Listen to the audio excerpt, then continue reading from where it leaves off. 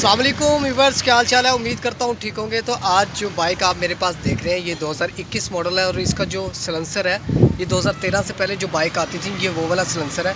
इसके साउंड को थोड़ा सा चेंज किया गया है, मॉडिफिकेशन करके इसके साउंड को चेंज किया गया है, वो भी मैं आपको सुनाता हूँ। अगर पसंद आए तो आपने लाइक करना है, सब्सक्राइब करना है। 2021 का मॉडल है, ये 10,000 किलोमीटर ये बाइक चल चुकी है। इसकी टैंकी टापे जो है चेंज है। तो वीडियो को स्किप नहीं करना, एंड तक देख रहे हैं। अब हम साउंड सुनते हैं और इसको थोड़ा सा चला के भी देखेंगे।